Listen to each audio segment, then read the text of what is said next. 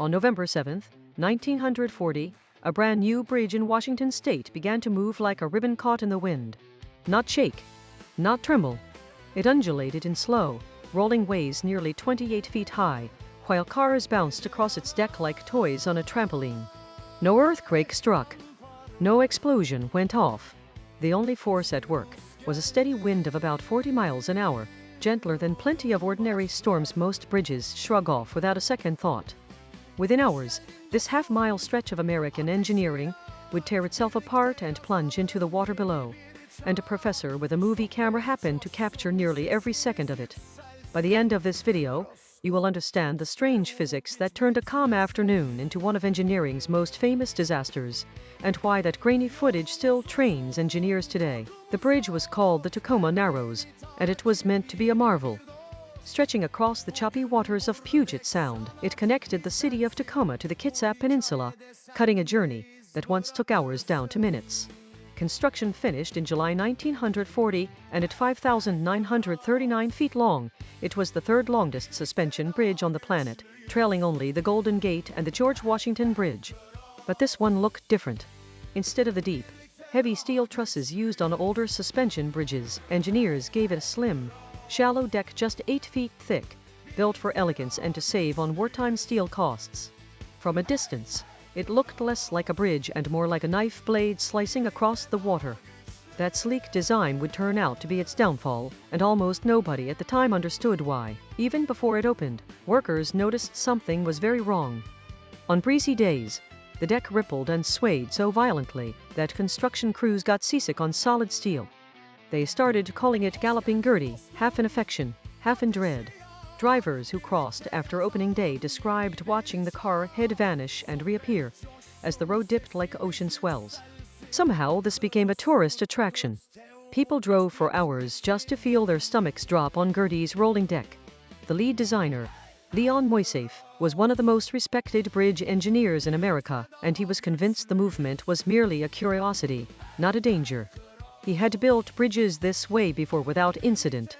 What nobody grasped yet was that Gertie was not just swaying side to side. She was about to start twisting, and that twisting would decide everything. Here is the twist. The wind itself was not strong enough to break anything. The real culprit was aeroelastic flutter. As wind passed over the bridge's thin, solid deck, it peeled off into swirling pockets called vortices, alternating above and below the roadway. Each vortex gave the deck a tiny push, and because the deck was so flexible, it pushed back, flexing in rhythm with the wind. That rhythm matched the bridge's own natural frequency, so every gust added more energy instead of canceling out.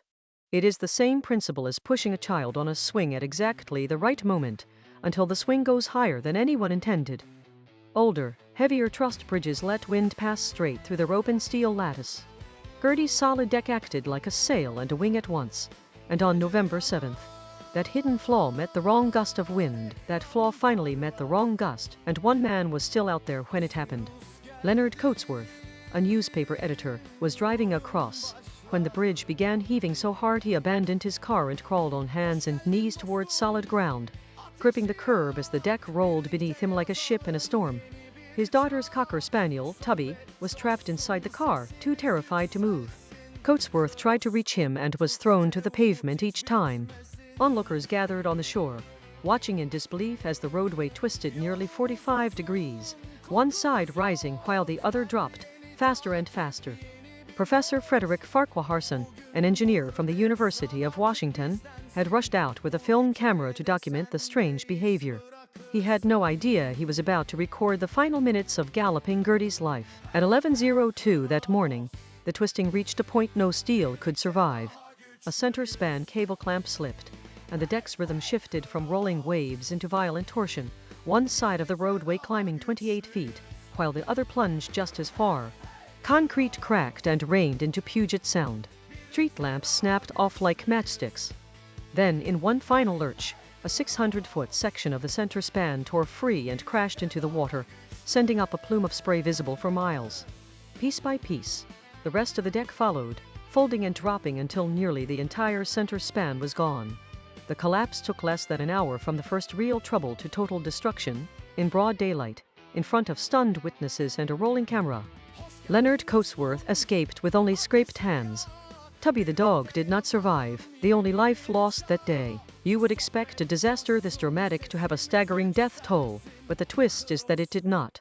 Because the collapse crept along for nearly an hour, every human on the bridge had time to escape, and Tubby remained the only casualty of one of the costliest engineering failures in American history. The federal government convened a board of top engineers, including aerodynamics pioneers borrowed from aircraft design, since nobody in bridge building had ever needed to think about airflow this way before. Their investigation birthed an entirely new field, aeroelasticity, now a mandatory part of engineering education worldwide. Every suspension bridge built since, including the Golden Gate, was later reinforced using lessons from Gertie's failure. Engineers now test bridge models in wind tunnels, specifically to rule out flutter, and the 2000 wobble of London's Millennium Bridge traces back to the same resonance principle Gertie exposed in 1940. Here is the part almost nobody knows. Galloping Gertie never really left. Her twisted steel wreckage still lies on the floor of Puget Sound, more than 190 feet down, so large and stable it was officially registered as an artificial reef, sheltering octopuses, rockfish, and marine life that never existed there before 1940. A new, sturdier Tacoma Narrows Bridge opened in 1950, engineered with deep open trusses that let wind pass through instead of pushing against it, and it still stands today, carrying tens of thousands of cars daily directly above the wreck of its predecessor. So next time you drive across any suspension bridge without a second thought, remember its safety was written in the wreckage of a bridge that danced itself apart on a calm morning. Sometimes what destroys a structure is not a storm, an earthquake, or a flaw anyone could see. Sometimes it is simply rhythm. Subscribe for more stories like this.